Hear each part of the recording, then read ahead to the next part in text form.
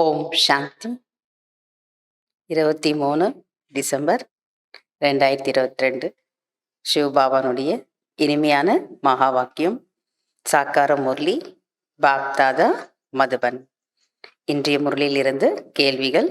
முதல் கேள்வி: எதன் மூலம்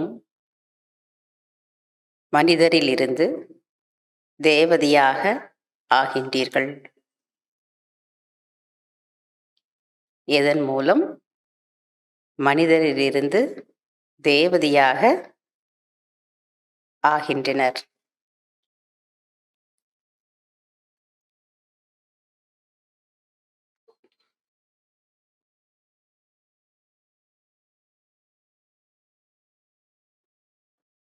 இரண்டாவது கேள்வி: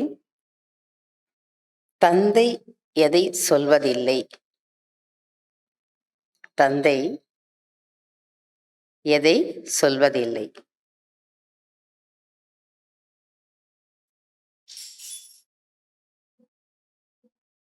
மூன்றாவது கேள்வி: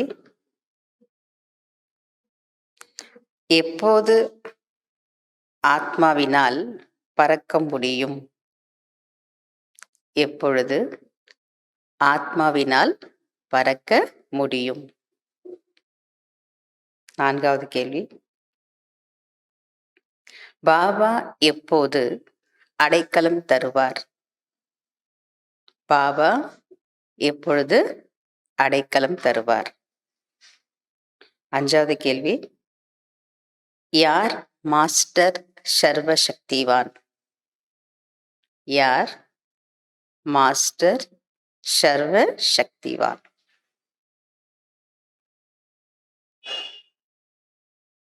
ஆறாவது கேள்வி: உண்மையான உள்ளம் உடையவர்களை தந்தைக்கு ஏன் பிடிக்கிறது? உண்மையான உள்ளம் உடையவர்களை தந்தைக்கு ஏன் பிடிக்கிறது? fill up the blanks. first, dash அமரும் போது டேஷில் அமருங்கள்.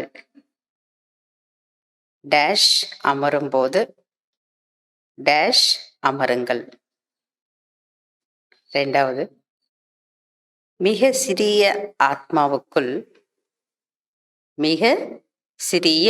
ஆத்மாக்குள் டேஷ் அடங்கி உள்ளது. ஆத்மா ரொம்ப சிறியது, அந்த ஆத்மாக்குள்ள டேஷ் அடங்கி உள்ளது. மூன்றாவது, நீங்கள் டேஷ் செல்ல வேண்டும் என்றால் டேஷ் செய்யுங்கள். நீங்கள் டேஷ் செல்ல வேண்டும் என்றால் டேஷ் செய்யுங்கள். நான்காவது, பாபாவின் ஸ்ரீமத்தினால்தான் டேஷ் கிடைக்கிறது. பாபாவின் ஸ்ரீமத்தினால்தான் டேஷ் கிடைக்கிறது. அஞ்சாவது, டேஷ் ஆதாரம் டேஷ் சக்தியாகும். டேஷ் ஆதாரம் டேஷ் சக்தியாகும்.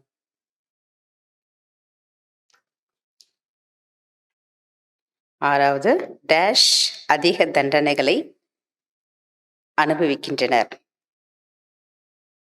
டேஷ் அதிக தண்டனைகளை அனுபவிக்கின்றனர்.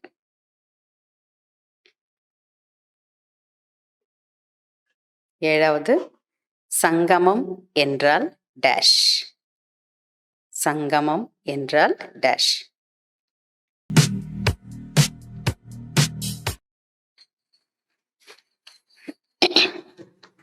ஓம் சாந்தி. கேள்விகளுக்கு பதில் கிடைச்சிருக்கும். முதல் கேள்வி: எதன் மூலம் மனிதரிலிருந்து தேவதையாக ஆகின்றனர்?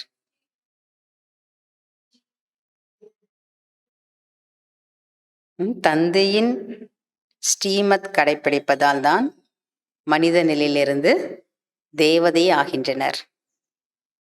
தந்தையின் ஸ்ரீமத் கடைபிடிப்பதால் தான் மனித நிலையிலிருந்து தேவதை ஆகின்றனர்.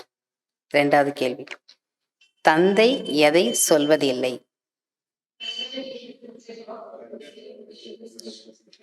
கண்களை மூடிக்கொண்டு என்னை நினைவு செய்யுங்கள் என்று தந்தை சொல்வதில்லை. அதனால அண்டர்லைன் பண்ணிக்கங்க. எப்ப நீங்க கிளாஸ் கேட்டாலும் யோகா பண்ணாலும் என்ன பண்ணக்கூடாது? கண்ணை மூடக்கூடாது இல்லையா? அதனால கண்களை திறந்துதான் பாபாவை நினைக்கணும். மூன்றாவது, எப்போது ஆத்மாவினால் பறக்க முடியும்?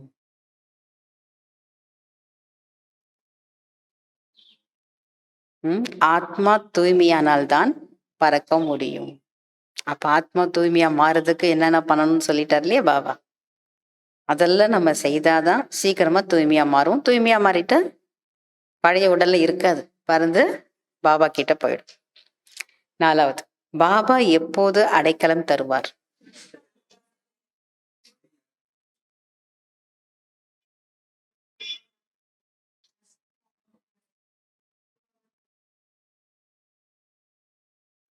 எப்பொழுது முழுமையாக பற்றற்றவர் ஆகிறீர்களோ அப்போதுதான் அடைக்கலம் தருவார். எப்பொழுது முழுமையாக நஷ்டோ மோகா நிலை பற்றற்றவர் ஆகிறீர்களோ அப்பொழுதுதான் அடைக்கலம் தருவார். அஞ்சாவது கேள்வி, யார் மாஸ்டர் சர்வசக்திவான்?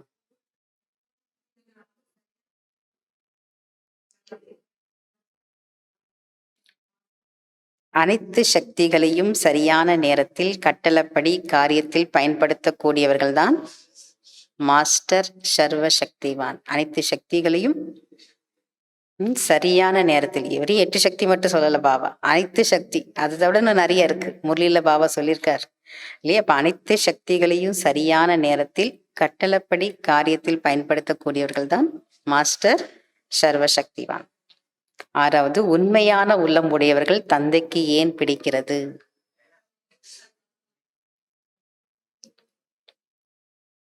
ஏனென்றால் தந்தையை தான் சத்தியமானவர் என்றுதான் சொல்றான்.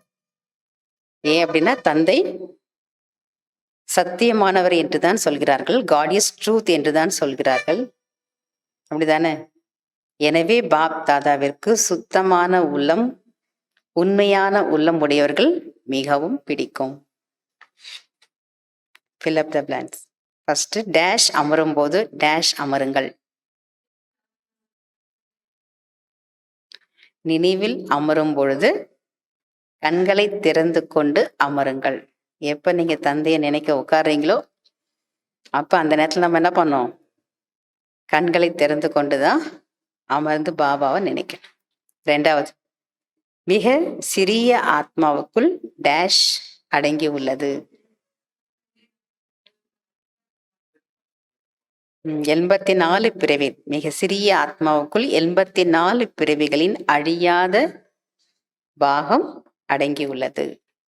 மூன்றாவது, நீங்கள் டேஷ் செல்ல வேண்டும் என்றால் டேஷ் செய்யுங்கள்.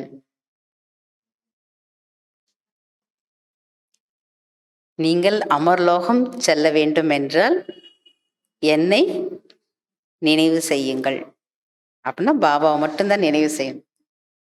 நீங்கள் அமர்லோகம் செல்ல வேண்டும் என்றால் பாபா சொல்றார், என்னை நினைவு செய்யுங்கள். நான்காவது, பாபாவின் ஸ்ரீமத்தினால் தான் டேஷ், பாபாவின் ஸ்ரீமத்தினால் தான் சத்கதி கிடைக்கிறது. அஞ்சாவது, டேஷ் ஆதாரம் டேஷ் சக்தியாகும். மகிழ்ச்சிக்கு ஆதாரம் திருப்தியின் சக்தியாகும். என்னது இது? மகிழ்ச்சிக்கு ஆதாரம் திருப்தியின் சக்தியாகும். ஆறாவது, டேஷ் அதிக தண்டனைகளை அனுபவிக்கின்றனர். கர்ப்ப சிறையில் அதிக தண்டனைகளை அனுபவிக்கின்றனர். மற்றது ஏழாவது, சங்கமம் என்றால் டேஷ் சந்திப்பு. சங்கம்னாலே சந்திக்கிறது.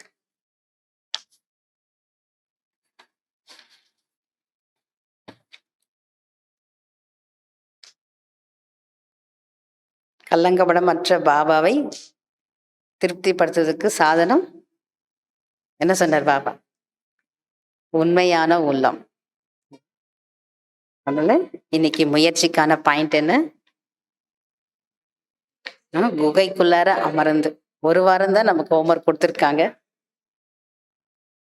குழந்தைகளுக்கு நாசுக்கான பாதை இல்லையா? அதுக்கப்புறம் உட்காந்து சிந்தனை பண்ணணும். நாசுக்கான வழியில நம்ம போறோம் அப்படின்னா எப்படிலாம் நம்ம சேஃபா போக முடியும்னு சிந்திக்கணும்னு சொன்னாங்க. அதுக்கப்புறம் என்ன சொன்னாங்க? தனிமையில அமர்ந்து நம்மளை நாமளே செக் பண்ணி பார்த்துக்கணும். நேரத்தை சிக்கனப்படுத்தணும், நல்ல விதத்துல பயன்படுத்தணும். அதனால இன்னைக்கு ஏகாந்தத்துல உட்காந்து எப்படி தவம் பண்ண சொல்லியிருக்காங்க பாபா அப்படின்னா, குகைக்குள்ள உட்காந்து தவம் பண்ணணும். அண்டர் கிரவுண்டுக்குள்ளார இருக்கணும். அதாவது நம்முடைய யோகா எப்படி இருக்கணும்? பவர்ஃபுல்லா இருக்கணும். குறைந்தபட்சம் 4 மணி நேரமாவது இருக்கணும். இன்னைக்கு நாள் முழுவதும் ஒரு 4 hours அமிர்த வேலை yoga, traffic control, evening yoga, சாப்பிடும் போதும் அருந்தும் போதும் போகும்போதும் வரும்போதும் கரெக்டாக நீங்கள் பாபாவை நினைச்சிங்க பவர்ஃபுல்லானா கண்டிப்பாக வந்துடும். இதுதான் இன்னைக்கு ஹோம்ஒர்க். ஓம் சாந்தி.